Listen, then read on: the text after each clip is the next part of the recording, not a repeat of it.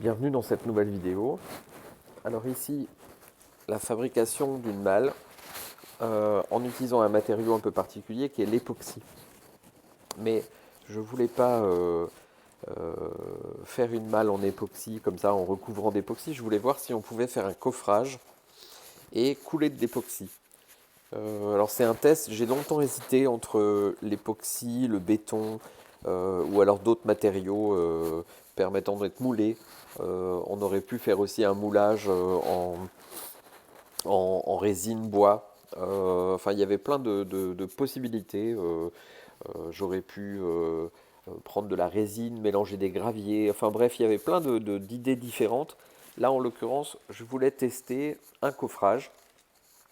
Comme on est en hiver, j'ai préféré l'époxy parce que cette taille de malle me permet d'être rangé dans une pièce chauffée, donc maintenir la température de l'époxy la nuit pour qu'elle sèche à une température supérieure à 20 degrés, ce qui n'est pas le cas dans notre atelier. Et donc c'est pour ça que je ne l'ai pas fait en béton non plus, mais je pense que ce printemps j'essaierai une malle en béton pour voir ce que ça peut donner. Je pense que le côté gris du béton peut être amusant. Enfin bref, donc ici je fabrique un premier coffret qui représente les dimensions extérieures de ma malle. Puis je fais un deuxième coffret qui lui va représenter les dimensions intérieures. Je m'arrange pour que entre les deux coffrets il y ait 10 mm tout autour. Puis je mets des cales en bois en dessus, en dessous, de 10 mm aussi, pour que en fait mon coffret, le coffret intérieur que vous voyez, une fois fermé et complètement étanchéifié, rentre dans la boîte que vous voyez à l'intérieur, avec des petites cales de 10 mm pour que je sois sûr que l'espacement ou l'écartement entre les dimensions de la boîte intérieure et extérieure y ait en permanence 10 mm de façon tout à fait juste. J'étanchéifie ensuite par du scotch, par de la colle, enfin je me suis arrangé pour être sûr que ça soit étanche. Puis je mets de la cire de démoulage pour être sûr que cette partie-là, je pourrais la démouler. Contrairement à l'autre coffre que je vais laisser à l'intérieur et qui me servira de cloison intérieure de mon époxy. Là, je mélange de l'époxy. Donc pour vous donner une idée, la malle fait à peu près 30 cm par 20 par 15 de dimension.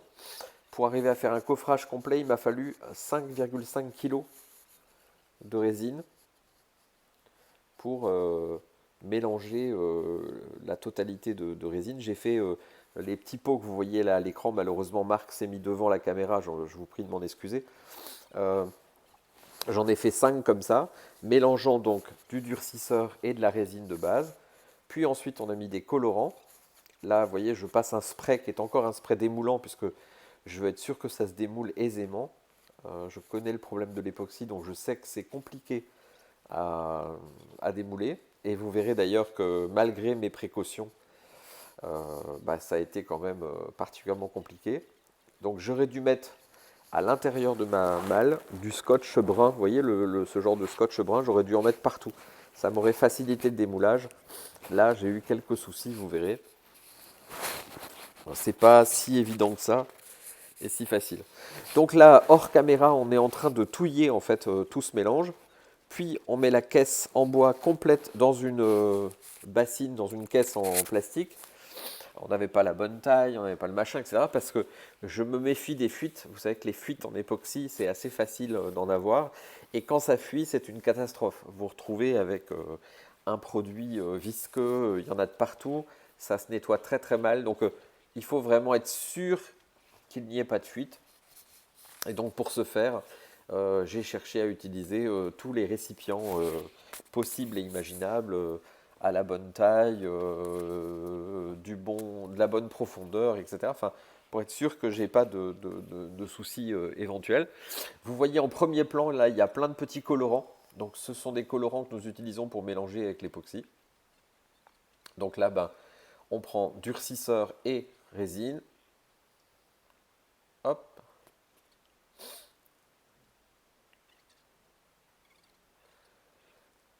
Alors vous savez que la particularité de l'époxy, lorsque vous mélangez un durcisseur et la résine de base, il faut vraiment être très très très très très précis en termes de poids et en termes de proportion, sinon la résine ne prend pas. Donc préalablement la veille, j'avais fait des tests puisque c'était une nouvelle résine époxy euh, dont j'avais pas l'habitude. C'était un mélange du genre 1,33, enfin bref, c'était pas moitié-moitié. C'était vraiment un mélange, je sais plus comment, enfin une règle de 3, je sais plus exactement, où il fallait bien vérifier en termes de grammage. Donc on prend un peu de colorant et on fait une résine marron. Alors pourquoi marron? Tout simplement parce que beaucoup de mâles sont marrons, donc je me suis dit, oh bah tiens, c'est amusant.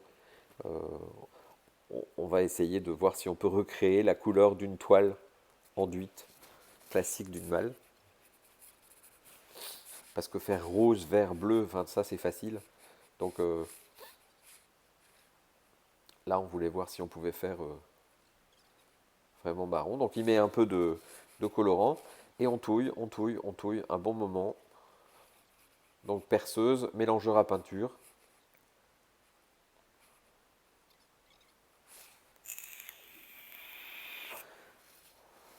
Comme la densité, je voulais une densité de couleur assez forte pour être sûr de ne pas voir le bois qui est à l'intérieur de la malle. Nous avons opacifié avec un peu de colorant noir. Et donc ensuite, évidemment, il faut couler tout ça dans la boîte. Donc entre les deux caisses, on coule la résine. Et pour éviter que la boîte ne flotte, parce que évidemment si vous mettez de la résine avec la boîte qui est pleine d'air et qui est creuse, elle se met à flotter. Vous voyez là, Marc est en train de tenir. Donc pour ça, on a fait un système de fixation.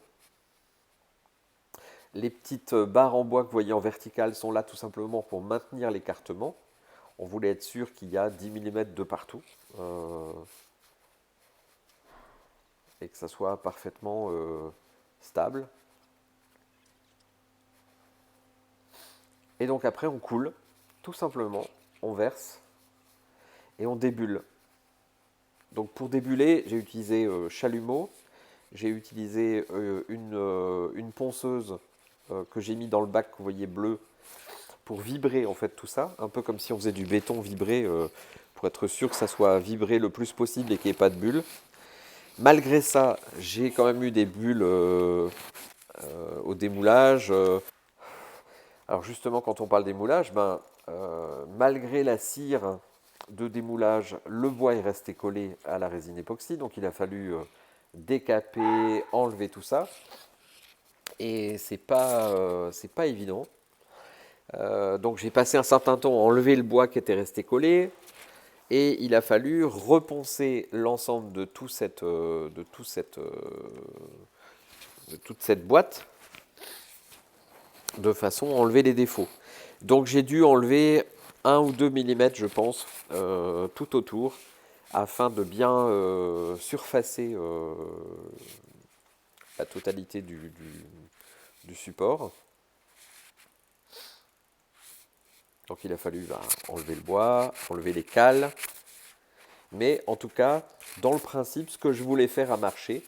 C'est-à-dire qu'en gros, vous avez bien compris, il y a une boîte en bois qui est enfermée à l'intérieur à 10 mm de chaque côté des parois. De façon à ce qu'ensuite, à la scie, je découpe ma caisse et je me retrouve avec le couvercle d'un côté, la boîte de l'autre, et à l'intérieur, un caisson en bois que je vais pouvoir facilement gainer. Je vais pouvoir percer mes clous aisément et je vais pouvoir aménager l'intérieur de la boîte relativement facilement. Donc on enlève toutes ces parties-là. Une fois que toutes les parties ont été enlevées, on va poncer d'abord grossièrement, donc à la ponceuse, à la grosse ponceuse, on va dire, grain 40. Et puis ensuite, une fois que tout ça, ça a été poncé, j'ai poncé à l'eau. Donc je suis passé du grain 40, 80, 120 qui ont été faits à la machine. Et là, je ponce au grain 240, 300, 800, 1000. Je crois que je suis allé jusqu'au 4000 pour avoir un aspect de surface propre. Une fois que tout ça a été fait, bah, nous avons monté la malle comme on montrait une malle classique. Donc ça, je ne l'ai pas filmé, on n'a pas eu le temps de le filmer. Et vous allez voir le résultat. Ça donne une malle. On a choisi de faire les cornières en laiton, de faire une bijouterie en laiton, de faire un intérieur en suédine noire. Voilà. Alors c'est une expérience. C'est intéressant de faire ce genre de choses. C'est un peu notre service recherche et développement. Je pense que ce n'est pas une solution d'avenir pour faire des malles de grande taille. D'abord à cause du prix de l'époxy, le temps passé, mais pour faire des coffrets, c'est amusant et je pense que c'est des méthodes que je garderai partiellement pour faire des petites zones, pour faire des petites choses. Je pense que néanmoins c'est difficile de faire une malle complète.